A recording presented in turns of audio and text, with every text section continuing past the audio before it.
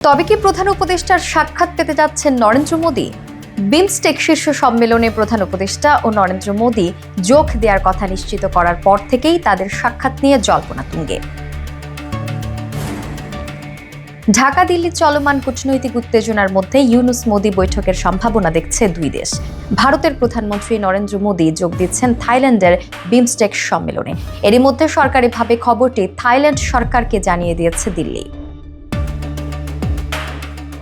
একইভাবে বিমস্টেক শীর্ষ সম্মেলনে যোগ দেবেন প্রধান উপদেষ্টা ডক্টর মোহাম্মদ ইউনুসও। থাইল্যান্ডে বিমস্টেক শীর্ষ সম্মেলন অনুষ্ঠিত হতে যাচ্ছে ৩ ও ৪ এপ্রিল।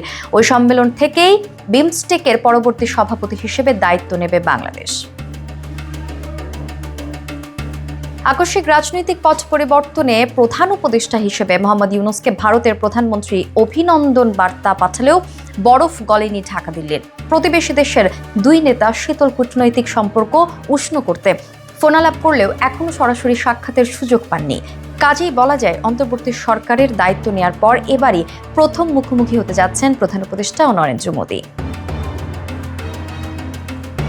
গত বছরের সেপ্টেম্বরে জাতিসংঘের সাধারণ পরিষদের অধিবেশনেও হাজির হয়েছিলেন দুই নেতা। তবে নরেন্দ্র মোদীর দেশে ফেরার পর নিউ ইয়র্কে পৌঁছান মোহাম্মদ ইউনুস। অবশ্য সাইট লাইনে ভারতের পররাষ্ট্রমন্ত্রী এস জয়শঙ্করের সঙ্গে বৈঠক করেছিলেন পররাষ্ট্র উপদেষ্টা তৌহিদ হোসেন। সম্প্রতি তৌহিদ হোসেনের সঙ্গে দ্বিতীয় দফার বৈঠক করেন জয়শঙ্কর। চলতি মাসে ওমানের মাস্কটে ভারত মহাসাগরীয় সম্মেলনে মিলিত হন দুই প্রতিনিধি।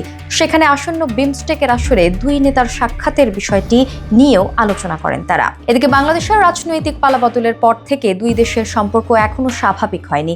ভারত এখনো যেমন শেখ হাসিনাকে বহাল তবিয়তে আশ্রয় ও নিরাপত্তা দিয়ে চলেছে, তেমনি সংখ্যালঘু নির্যাতনের বিষয়ে অব্যাহত রেখেছে মিথ্যাচার।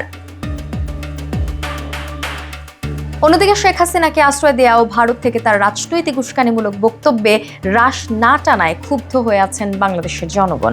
শেখ হাসিনাকে দেশে বিচারের জন্য ফেরত পাঠানোর আনুষ্ঠানিক দাবিও জানিয়েছে অন্তর্বর্তী সরকার। তবে সে বিষয়ে এখনো কোনো উচ্চবাচ্য করেনি মোদী সরকার।